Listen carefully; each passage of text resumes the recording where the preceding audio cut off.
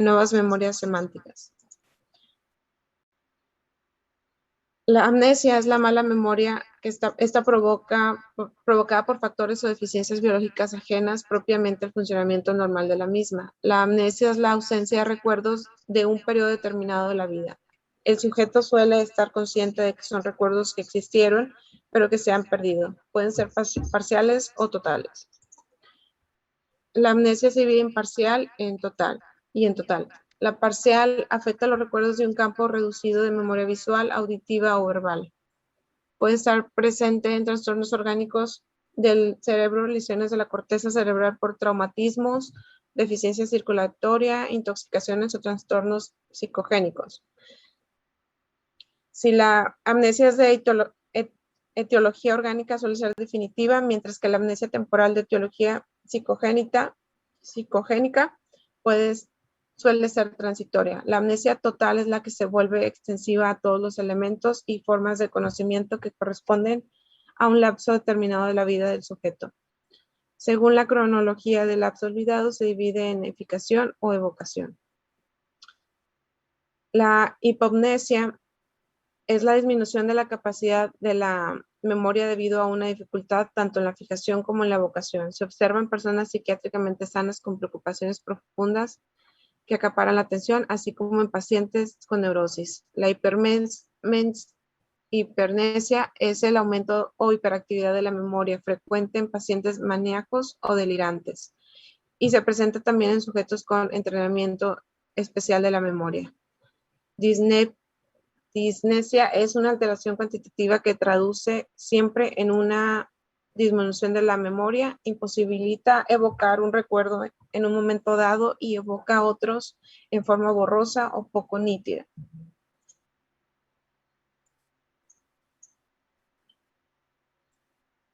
Las alteraciones cualitativas se han agrupado bajo la denominación de paramnesia, es decir, los falsos reconocimientos o recuerdos inexactos que no se ajustan a la realidad. Los principales son fenómeno de lo ya visto, que lo conocemos como déjà vu, que es la impresión de que una vivencia actual ha sido experimentada en el pasado y en la misma forma. Se puede observar en personas sin ningún padecimiento mental o en sujetos con neurosis o con esquizofrenia. El fenómeno de lo nunca visto es la sensación de no haber visto o experimentado nunca algo que en realidad ya se conoce. Ilusión de la memoria es la evocación deforme de una vivencia al cual se le agregaron detalles creados por la fantasía. Se observa en personas sin padecimientos mentales y en sujetos con delirios o con esquizofrenia. Los 7 pecados de la memoria, según Charter. Por omisión, paso del tiempo, la distracción, que es cuando estamos despistados, son responsabilidad de más bien la falta de atención. El bloqueo, que dice... Hasta ahí le vamos a dejar, Lidia. Ahí en la presentación, ve pasándole la estafeta a tu otro compañero. ¿Qué es lo que vamos a rescatar de esta presentación? Como ustedes ya debieron de haber revisado en su casa, en la presentación su compañera pone acertadamente los 3 tipos de memoria que debemos de aprender, que es la memoria a corto plazo, la memoria a largo plazo y la memoria que es la más sencilla, que es a corto, mediano y largo plazo, ¿sí? A corto es la memoria que voy a tener ahorita, la que utilizo para, ¿qué es esta pluma? La memoria que ahorita yo me acuerdo que estaba escribiendo con ella. A mediano plazo es la memoria que yo utilizo para los recuerdos inmediatos que pasaron hace 24 horas en la semana. Y la memoria a largo plazo es la que tiene que ver con años, con décadas, y habla sobre mi pasado. Hablaba su compañera de 2 regiones importantes, que es la región hipotalámica y es la región también la que debemos de aprender que existen 2 hemisferios cerebrales, el derecho y izquierdo, que son los que intervienen en los procesos de la memoria, al igual que la región prefrontal.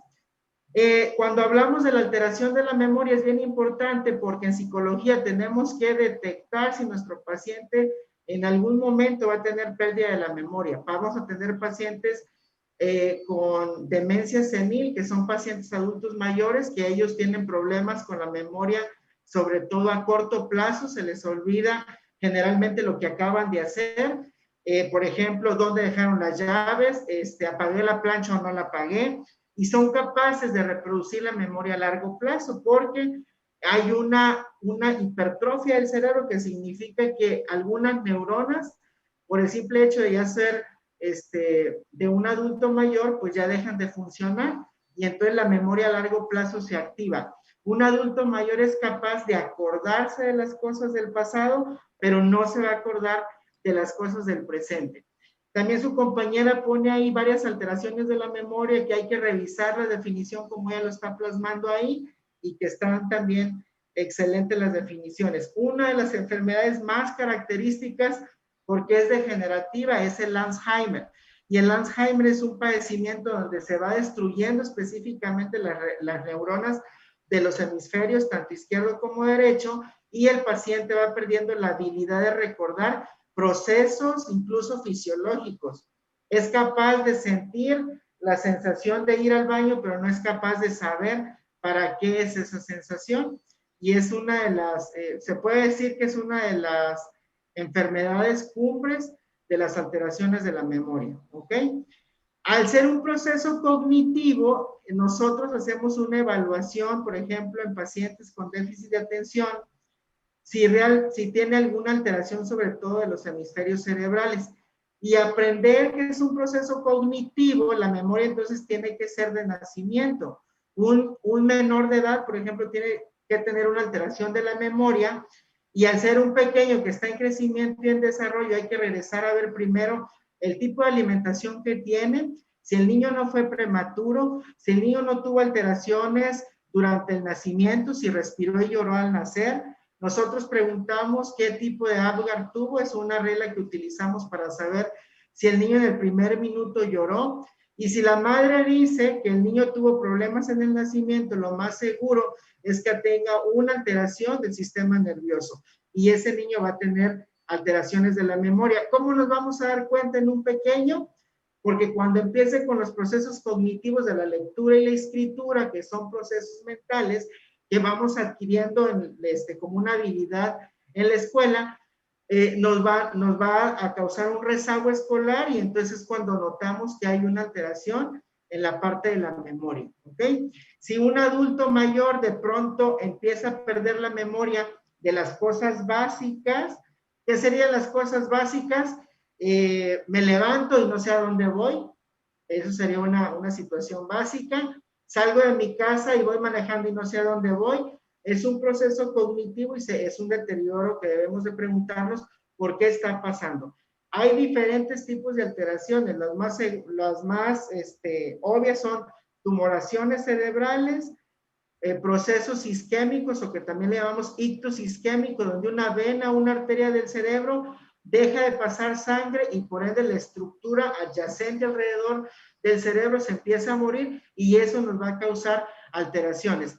Pacientes con enfermedades crónico-degenerativas, diabéticos, hipertensos, que tengan problemas metabólicos, como triglicéridos altos, colesterol altos, también tienen un bajo aporte de oxígeno y eso hace que tengamos alteraciones también de la memoria, ¿sale? Muy bien tu presentación, Lidia, ya tengo tu rúbrica evaluada. Continuamos con la siguiente presentación. Gracias. Adelante. Buenos días. A mí me tocó fisiología del pensamiento.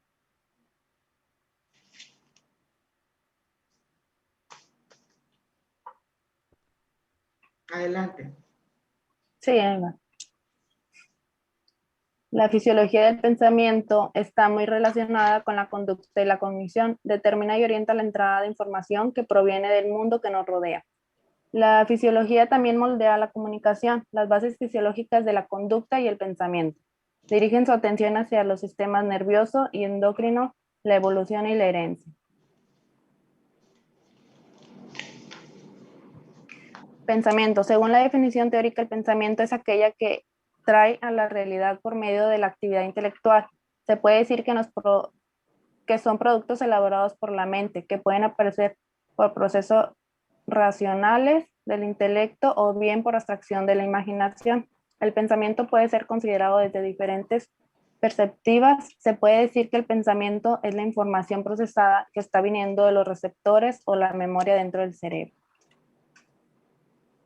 El pensamiento cognición es la actividad mental asociada con el procesamiento, comprensión, capacidad de recordar y para comunicar. Nuestro sistema cognitivo recibe, percibe, recupera la información. Podemos utilizar esta información para pensar y comunicarnos. Formación de conceptos. Cuando pensamos, formamos conceptos, resolvemos problemas, tomamos decisiones y emitimos juicios. El concepto es la agrupación mental de objetos, acontecimientos o personas similares. La ciencia y la relación con el pensamiento. La lógica, formulación de leyes que rigen el pensamiento humano. La filosofía, los principios que rigen al conocimiento del mundo, la acción humana y el propio conocimiento que relaciona sustancialmente con el pensamiento. La psicología, junto con la lógica, introducen la idea del pensamiento lateral que se produce si se rompe con algún patrón rígido que se encuentra arraigado en nuestro esquema mental. Y la psiquiatría se encarga de analizar los modos de pensamiento, de estudiar y tratar enfermedades de la mente. Psicología del pensamiento. Pensamiento se refiere a la lógica en general y puede ser considerado como la actividad, como acción por la cual el hombre puede entender lo que tiene frente de sí. El hombre igualmente puede dotar el significado de lo que le rodea y capta sentido en lo que se le presenta. Los productos de esta acción del hombre constituyen los pensamientos, de tal suerte que el hombre, cuando formula un juicio, cuando elabora un razonamiento, lo lleva a cabo mediante el pensamiento. El pensamiento engloba prácticamente todas las estructuras del sistema nervioso central e incluso el sistema nervioso periférico. Los pensamientos son pura información que circula en nuestro cerebro a través de unas células nerviosas llamadas neuronas. Se estima que el cerebro humano está formado con unos 100.000 millones de estas células nerviosas especializadas en la recepción y transmisión de información. El pensamiento es una función superior del cerebro. Se genera como una actividad especializada por un grupo de neuronas localizadas en el lóbulo frontal de la masa encefálica. Este estímulo se integra en el lóbulo frontal y prontamente nacen en nuestras neuronas una serie de ideas. El pensamiento es un proceso complejo que tiene su centro de elaboración en el lóbulo frontal de la corteza, con la participación de otras estructuras como el sistema límbico, tálamo y parte superior de la formación reticular. Es el encargado de regular los aspectos fisiológicos de las emociones, es el sistema nervioso. El sistema nervioso autónomo acelera y desacelera los órganos a través del simpático y parasimpático. La corteza cerebral puede ejercer una gran influencia inhibitoria de las reacciones fisiológicas. Los nervios específicos llevan su mensaje al cerebro para que sean analizados. De esta forma producen sensaciones gracias a los receptores y a las regiones del cerebro que reciben y analizan el mensaje.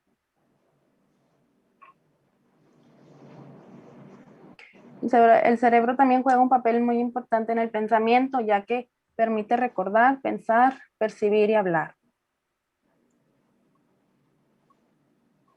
Es el órgano maestro del cuerpo para procesar la información y la toma de decisiones. Recibe los mensajes, integra la información con las experiencias pasadas. Realiza planes para guiar las acciones, además de regir lo que las personas hacen. Administra muchas actividades sobre las que se tienen poco control. Integra funciones vitales como la circulación y respiración. El cerebro domina el lenguaje y el pensamiento. Trabajan varias áreas juntas para facilitar la comunicación. La relación entre el cerebro y el pensamiento no podría entonces ser concebida como una reproducción mental interior de los efectos físicos producidos en el cerebro por la introducción en el del mundo exterior, valiéndose para este efecto de los canales sensoriales, sino como una prolongación de la experiencia que se puede transmitir gracias al lenguaje. La actividad real del pensamiento es la actividad de las células del nervio dentro del cerebro. los mecanismos producidos por el hombre se le atribuyen al cerebro, el órgano del cual la representación de su funcionamiento estaría comprendido en el funcionamiento mismo. El pensamiento se considera como la actividad intelectual que realiza el hombre a través de la cual entiende, comprende, capta alguna necesidad de lo que se le rodea. Serían los resultados de su pensar, conceptos, juicios, raciocinios. Representa el reflejo aproximado del mundo exterior y su transformación mediante el análisis, síntesis y generalización. Posteriormente se actúa con un fin consciente. El pensamiento puede ser considerado desde diferentes perspectivas. Se puede decir que el pensamiento es la información procesada que está viniendo de los receptores a la memoria dentro del cerebro. Proceso psíquico determinado socialmente e íntimamente relacionado con el lenguaje y la acción, dirigido a la búsqueda de las relaciones esenciales de los objetos y fenómenos de la realidad. Surge a partir de las sensaciones y se concreta en los demás procesos psíquicos. Nuestro pensamiento puede diferir nuestras habilidades o comportamiento. Ok, ahí regresan de la diapositiva. Muy bien. Para entender la secuencia que lleva su compañera, muy bien. ¿Qué es un pensamiento?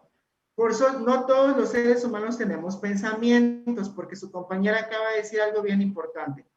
Utilizamos la corteza cerebral y tenemos que tener dos requisitos fundamentales, que es tener lenguaje y es tener un conocimiento previo. Si no tenemos un lenguaje, un conocimiento previo, no podemos hacer pensamiento. Y además le adicionamos algo más, que es la emoción.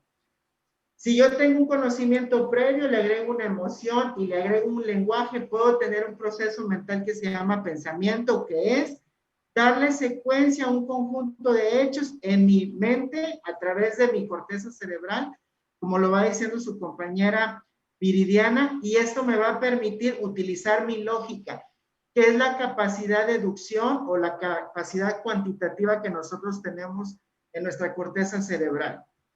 El pensamiento nos va a ayudar bastante porque podemos nosotros razonar, podemos resolver problemas, podemos tomar decisiones, podemos también almacenar información, porque nosotros captamos todo lo que está a nuestro alrededor gracias al nervio óptico. Pero el pensamiento nos va a permitir reorganizar la información para poderla almacenar.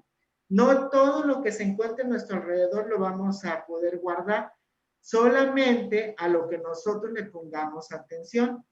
Hay alguna teoría que dice que nosotros tenemos un ángulo de 180 grados y que tenemos la capacidad de poder almacenar mayor información.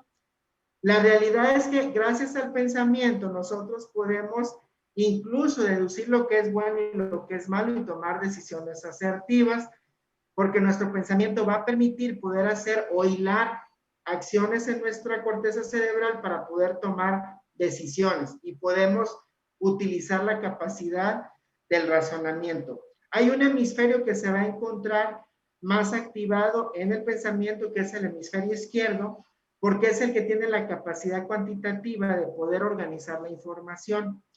Si nosotros no tenemos un lenguaje, si por ejemplo somos pertenecientes a alguna tribu, no tenemos el área de Broca activada, el área de Wernicke activada, que son de la escritura y de la lectura, no podemos procesar ningún tipo de pensamiento.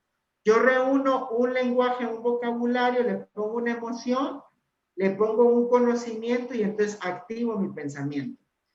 Los niños, por ejemplo, en el crecimiento y en el desarrollo lo vamos a ver. Dice, es que no piensa el niño lo que es bueno y lo que es malo. No, no piensan.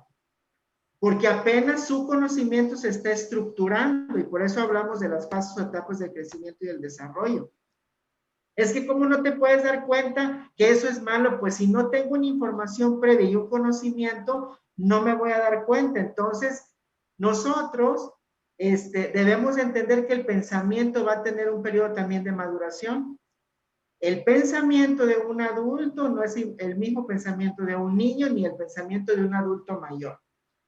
Y el simple hecho de ser más adulto mayor nos da la capacidad de tener más razonamiento. Porque entre más información acumulamos en la corteza cerebral, mayor capacidad de deducción, mayor capacidad de establecer la probabilidad de que un hecho suceda. Y eso es un proceso también cognitivo, ¿sí? Hay un dicho que a mí me gusta mucho que dice, más sabe el viejo por diablo que por ser diablo, ¿no? Porque a mayor capacidad o mayor entendimiento, mayor capacidad de años vividos, el pensamiento vamos a tener más información almacenada, ¿sí? Es más probable que un adulto mayor me dé un consejo que me ayude, o sea, un consejo proactivo para mi vida, que una persona joven, porque hay mayor información, ¿no? Tienen mayor capacidad de razonamiento. Y vamos a ver nosotros que a mayor cantidad de información que nosotros le vamos a meter a la corteza cerebral, mayor capacidad de pensamiento vamos a tener, ¿sí? Y es bien sencillo. ¿Por qué lo vemos en psicología? Porque yo voy a aprender a conectar a mi paciente con una emoción a través de un pensamiento. ¿Cómo te sientes el día de hoy? Me siento triste. ¿Qué te hace estar triste el día de hoy? Pues no sé, me siento triste, ¿sí? Y cuando tú sientes esa tristeza, ¿en qué estás pensando? Y empiezo a activar la corteza cerebral para que se active un pensamiento, ¿sí? Es que me acordé que cuando estaba pequeñita me maltrataba, ¿no? Y empieza a llorar. Entonces, activamos ese proceso cognitivo. La emoción tiene que estar ligada a un pensamiento. Una emoción se activa por un pensamiento. Entonces, vamos a ayudarle a nuestro paciente a ponerle nombre a esa emoción a través de un pensamiento, ¿sí? Es que no sé, solamente me siento triste. Eso no es cierto, porque el pensamiento es un proceso cognitivo y la emoción es un proceso cognitivo. Y van hilados, como dice Viridiana ahorita. No puede haber emoción si no hay pensamiento. Forzosamente algo está activando esa emoción. Pero si mi paciente no tiene tanta capacidad de vocabulario, porque vamos a atender de todo tipo, a mayor acervo cultural, pues mayor capacidad de pensamiento. Si mi paciente es marginado, no tiene, es una persona analfabeta, que no tenga acceso a la educación, su capacidad de pensamiento va a ser más pequeño y yo le tengo que ayudar a poder interpretar esa emoción, a que le ponga nombre a esa emoción. Por eso, muchas veces se ha hablado de la inteligencia emocional. Identifica tus emociones y pon un pensamiento. Cuando yo pongo un pensamiento a esa emoción que siento de manera positiva, la emoción entonces yo la voy a saber controlar. Pero si desconocemos lo que activa, por ejemplo, al ver una rosa me puede poner triste porque a lo mejor evoca un recuerdo del pasado y cada vez que yo veo una rosa roja me evoca a lo mejor a un recuerdo que me pasó en el pasado y lo traigo en el presente a través del pensamiento. El recuerdo no viaja, viaja el pensamiento. Podemos incluso pensar estando despiertos, ¿no? Pensar estando dormidos, que son los sueños, que es otra interpretación que vamos a ver más adelante. Pero es un proceso cognitivo. Y va a ser de gran ayuda cuando demos terapia, porque nuestro paciente se conecta a través de las emociones, ¿no? Y utilizamos, hay terapia que utilizamos pensamientos, sobre todo cuando hacemos fantasías dirigidas, sobre todo cuando hablamos de tipo gestal, donde hay que conectar con el niño interior y todas las técnicas, utilizamos el pensamiento. Imagina cuando estabas pequeñita y evocamos un pensamiento, ¿no? Un recuerdo. Y entonces vamos hilando ese pensamiento con una emoción. Si yo voy a cocinar el día de hoy y pongo una emoción, pongo un recuerdo, pongo conocimiento, pongo palabras, pongo escritura, pongo lectura y lo revuelvo, me da un pensamiento. Quito cualquiera de los dos, ya no me da un pensamiento, porque el pensamiento va ligado a la emoción y es diferente al sentimiento. El sentimiento lo dice, el sentimiento se siente, el pensamiento es un proceso cognitivo. Lo pienso, lo analizo, tengo una capacidad de deducción y todos pensamos. Es que no puedo creer que no hayas pensado antes de hacer las cosas. Sí lo pensamos y existe algo que se llama planeación, ¿sí? Entonces el pensamiento es un proceso cognitivo y muy bien que lo está diciendo su compañera el día de hoy. Muy bien, Viridiana. Excelente. Nada más una sugerencia, hay que ponerle una diapositiva, va texto, imagen, para que no se pierda la información. Ok. ¿Sale? Sí. Va muy bien. Hay que terminar de repasar la presentación de Viridiana porque trae información muy buena, nada más para aumentar su calificación hay que ponerle imagen, texto. Pásale la estafeta a tu compañero siguiente. Gracias.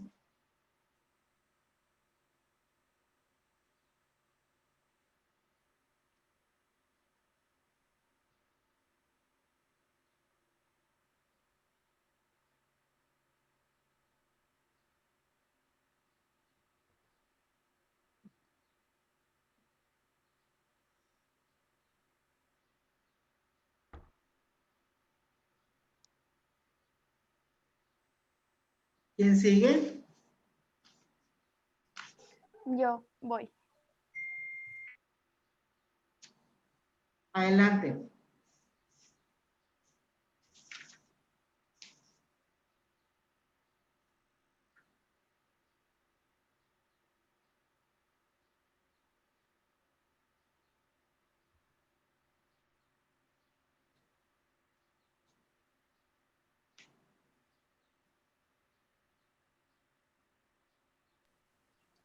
Buenos días. El tema que les voy a impartir es el cerebro y el lenguaje. Principalmente, ¿qué es el lenguaje? Bueno, el lenguaje es un sistema de signos en el cual a través de los individuos podemos comunicarnos entre sí. Estos signos pueden ser sonoros, corporales o gráficos. En términos generales, se puede decir que la función del lenguaje es posibilitar la comunicación entre los sujetos, sea que se trate de ideas, sensaciones o sentimientos. ¿Qué relación tiene el cerebro con el lenguaje? Bueno, el ser humano, gracias a nuestro cerebro, tenemos la capacidad de actuar como un ser racional. Podemos desarrollar procesos de pensamiento, crear conceptos, los ponemos en ejecución cuando llevamos a cabo actos de habla cotidiano, científicos o literarios, para referirse a lo real o a lo imaginario. Un dato interesante es que el hombre no es consciente de ninguno de estos procesos que tiene que llevar a cabo el cerebro para poder articular el lenguaje, porque lo sentimos como si fueran automáticos y no alcanzamos a percibir la inmensa actividad que el cerebro desarrolla para hacer el menor de estos actos posibles. Okay. La función cerebral, las funciones cerebrales superiores, tales como el cerebro, son un sistema funcional que depende del trabajo integrado de todo un grupo de zonas corticales y subcorticales, cada una de las cuales aporta su propia contribución en un resultado final. Los componentes principales del lenguaje se encuentran en el hemisferio dominante izquierdo, en la zona perisilviana. La dominancia del lenguaje está relacionada más que nada con la lateralidad del sujeto. Aproximadamente el 95% de los diestros tiene localizado el lenguaje en el hemisferio izquierdo y solo un 5% en el hemisferio derecho.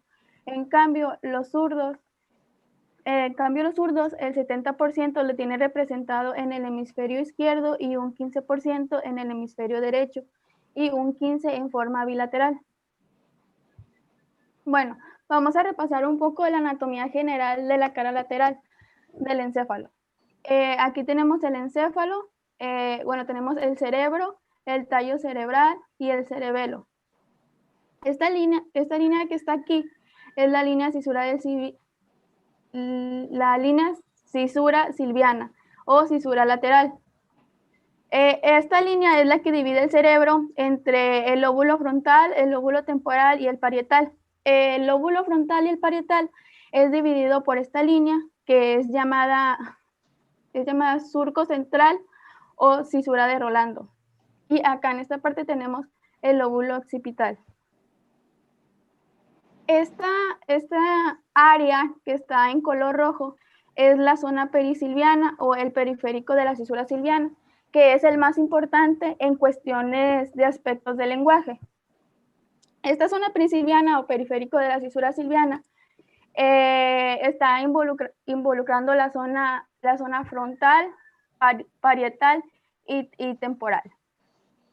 En esta zona es en la que nos vamos a concentrar más que nada, tanto en la corteza como en la subcorteza. Las principales, ya que son las principales zonas anatómicas que producen, generan o interpretan el lenguaje. Bueno, nos vamos a ir con un poco de historia para comprender más que nada, para comprender este sistema de lenguaje. En 1861, Broca encontró un paciente que sufría de un infarto cerebral. Broca analizó el área donde ocurrió el infarto y se dio cuenta que el individuo comprendía lo que se le decía, pero no podía expresar nada de lo que se le pedía que dijera. Siempre repetía la misma palabra, tono, tono, tono, tono, tono. Eso es lo que repetía siempre a todo lo que le preguntara. Pero si tú le pedías si tú le pides al paciente que realizara una acción, él lograba comprenderlo y lo hacía. Por ejemplo, si le pedías que caminara 5 pasos, él caminaba los 5 pasos, pero si tú le decías que pronunciara caminar 5 pasos, él no podía hacerlo. Siempre repetía tono, tono, tono, tono, tono. Entonces, el paciente hacía el lenguaje, pero no respondía a lo que se le pedía. Entonces, Broca identificó esta área en el lóbulo frontal, que está principalmente en la porción perisilviana, la parte más basal del lóbulo frontal, como el área de expresión del lenguaje. Ay, perdón. A esta área se le denominó área de Broca o área motora del lenguaje. En 1874, Wernicke llegó y definió un área aquí en el lóbulo temporal, también en el área perisilviana, que ya no era la encargada de la producción del lenguaje, porque si se tenía un paciente que comprendía lo que se le decía y hacía lo que tú le pedías, pero no podía pronunciar, entonces quiere decir que no toda el área del lenguaje se encontraba en esta área de Broca, en el lóbulo frontal. Y eso fue lo que descubrió Wernicke. Descubrió que también en el área perisilviana, en la porción más posterior del lóbulo temporal, se encontraba esta zona que que recibía el estímulo externo, lo entendía y lograba procesarlo. Entonces, esta área era la que tenía respetada el paciente de Broca, porque lograba comprender lo que se le decía, pero no lograba expresarlo. Y aquí ya tenemos 2 zonas principales del lenguaje.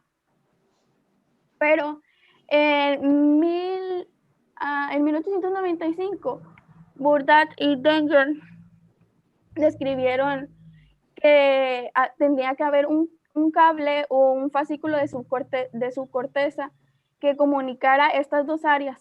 Entonces, en 1895, estos 2, Burdach y Denger, describieron un fascículo de sustancia blanca que sale de aquí del lóbulo temporal, pasa por el parietal y llega al frontal.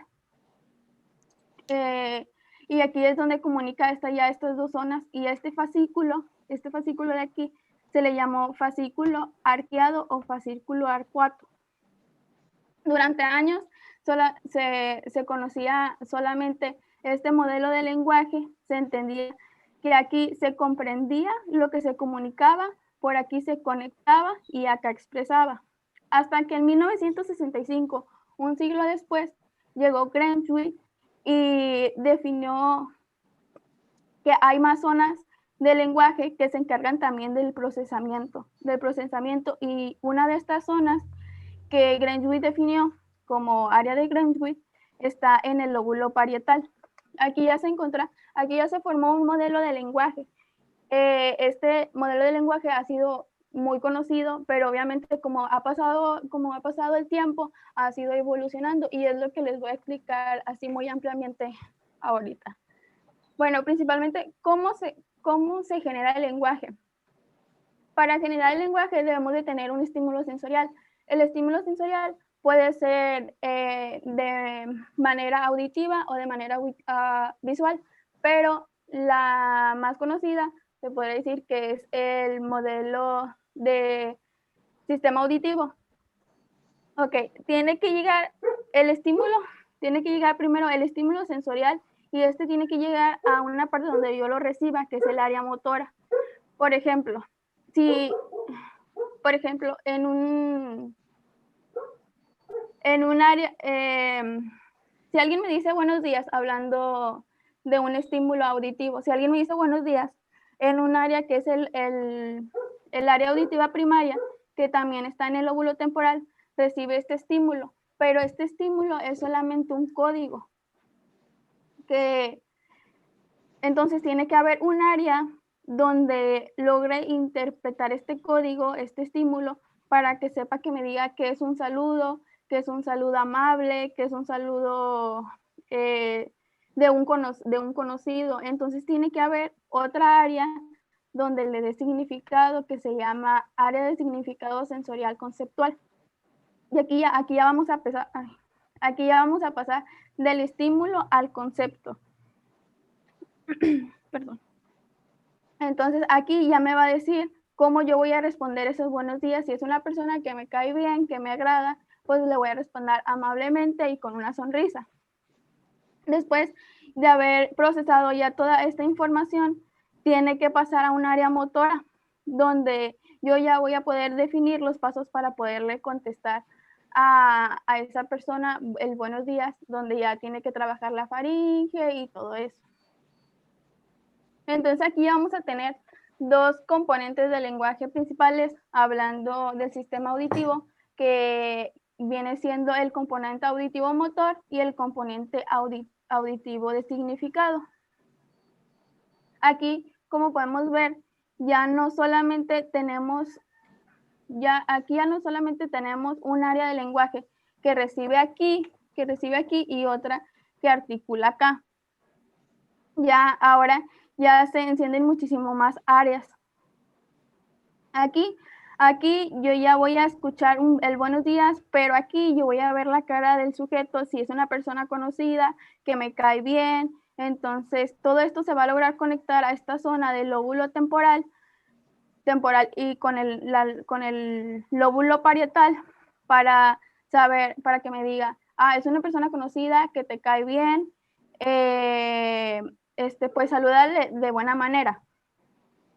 También, por ejemplo, si te dice, y que si ese buenos días te lo dice en la mañana, porque ¿qué pasaría si te dijera buenos días y es de noche? Entonces tu cerebro, toda esta área del lóbulo temporal y lóbulo parietal van a trabajar y van a agarrar la onda y van a decir, o sea, ¿cómo buenos días si es de noche? Es buenas noches, o sea, espérate. Entonces ya podemos ver que toda esta estructura perisilviana se encarga del lenguaje y ya no solamente es un pequeño espacio como lo habíamos visto en la diapositiva anterior. Aquí en esta área ya comprendí todo en lo que es el lóbulo temporal y el lóbulo parietal. Después de haber comprendido, de haber procesado la información, se pasa, mando la respuesta hacia el lóbulo frontal, que es el área en el que voy a lograr articular ese buenos días después de haberlo comprendido. El lóbulo frontal es el que se va a encargar más que nada de coordinar cómo voy a dar ese saludo para poder dar mi respuesta. La respuesta no puede ser solamente monótona, porque si es monótona quiere decir que algo no anda bien en el cerebro, porque nosotros debemos coordinar la entonación en la que vamos a dar el buenos días, la fluencia de cómo vamos a dar el buenos días y si vas a articular una sonrisa. Aquí ya sería ya sería un modelo de lenguaje moderno, bueno, así a grandes rasgos, porque pues lleva muchísimo más. Entonces, se encuentra dividido en dos este modelo, que es la porción superior, que se encarga más que nada con aspectos sensitivos, motores o articulatorios, Y aquí en el aspecto inferior, que tiene que ver más con lo sensitivo, cognoscitivo, de comprensión. Ahora vamos a ver un poco las áreas y los tractos cerebrales que participan en el sistema funcional del lenguaje. Como ya hemos visto, está el área de Broca, que se localiza en el lóbulo frontal izquierdo, al pie de la tercera circulación, según el mapa de Brodmann, corresponden al área 44 y 45. Sus funciones es la formulación verbal, que corresponde a la expresión y la comprensión de estructuras sintácticas, cumple rol en el procesamiento de verbos, participación en la planificación y programación motora para la articulación del habla. Esta área está relacionada con procesos de secuencia, eje sigmático. El área de Brodmann 46 y 47. El área 46, a pesar de estar relacionada con la función ejecutiva, cumple rol en la confección de oraciones. Recientes trabajos muestran que en las áreas 46 y 47 participan en el procesamiento sintáctico. El área de Wernicke se localiza en el lóbulo temporal izquierdo, pero en la primera circunvolución temporal posterior, específicamente en las AB22 y 42. Se ha planteado también que formaría parte de esta área la circunvalación supramaginal y angular. Sus principales funciones es la comprensión auditiva y el procesamiento de la selección del léxico. La circunvolución supramarginal, se localiza en el lóbulo parietal inferior AB40. Las funciones de esta región son principalmente en el procesamiento fonológico y la estructura. La circunvalación angular.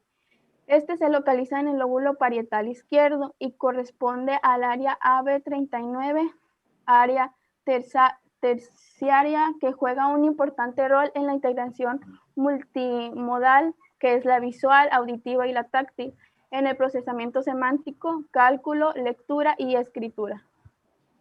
El lóbulo temporal. La memoria semántica se encuentra ubicada en la región lateral de ambos lóbulos temporales. Está formado por el polo temporal AB38, la segunda circunvalación temporal, que es AB21, la tercera circunvalación temporal y aparte la circunvalación fusiforme. Existirá una conexión entre estas zonas y la primera circunvalación temporal es crucial para el procesamiento del léxico semántico. Ok, hasta ahí le vamos a dejar. Muy bien tu presentación y cómo lo fuiste hilando, sobre todo los antecedentes históricos. Hay que rescatar las funciones que vamos a aprender, son estructuras cerebrales que intervienen en el lenguaje, área de Broca, área de Wernicke, aprenderse también las áreas de Brodmann que intervienen ahí y sobre todo ver que el lenguaje es un aprendizaje también.